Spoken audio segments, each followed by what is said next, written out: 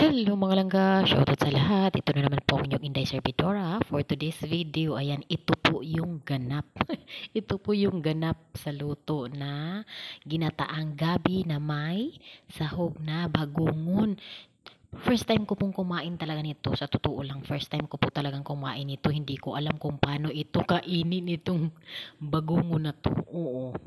Nagtanong ako sa asawa ko paano ito kainin. Napakasarap pala, napakasarap pala. Sabi ko, paano ko malalaman kung masarap ba to or hindi kung hindi ko titikman, 'di ba? Tapos ayun, kumain ako. Napakasarap pala talaga. So ayan, tinatanong ko si mister kung paano kainin. Sabi ko, paano ba to kainin? Sabi niya, ganyan lang, sisip-sipin mo, Diyos ko. Sobra pa pala to sa mga chula-chula. Sobra pa pala to sa chula-chula. Oh, tingnan mo. Ay, naku, mouth to mouth talaga.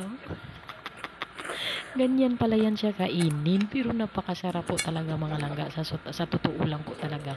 Napakasarap. Sabi ko, ang sarap pala nito. Sabi ko pa hindi pa ako. Sabi ko dati, ayoko talaga. Ayaw ko kumain talaga kasi nga hindi ko kilala eh. Hindi ko kilala yung shells na yan or pagkain na yan. So ayan, first time ko pa talaga. Ayan. First time ko pa talagang sinubukang kainin. Masarap naman pala. Ang tagal ko na dyan sa Iloilo. Dumating ako dyan 2007 ako dumating dyan sa Iloilo.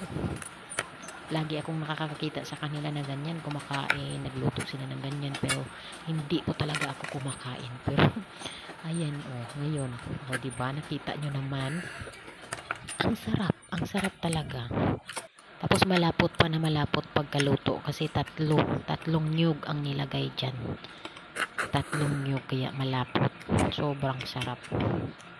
Diba? Kita nyo naman si Inday eh.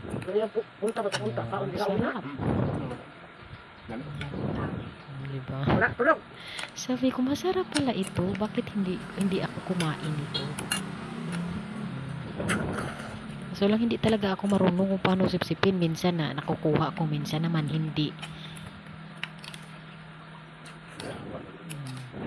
Ibang klase din pala to eh. Ibang klase din pala to kainin. Oh. Ayan oh. Sinisip-sip talaga oh.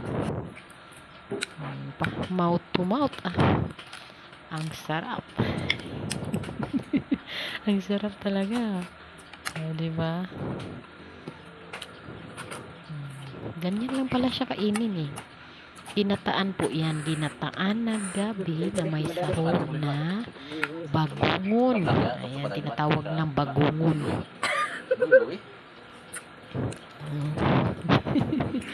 Natatawa ako ah. Diba? Nakikita nyo naman po. Ang sarap eh. Sarap na ulam.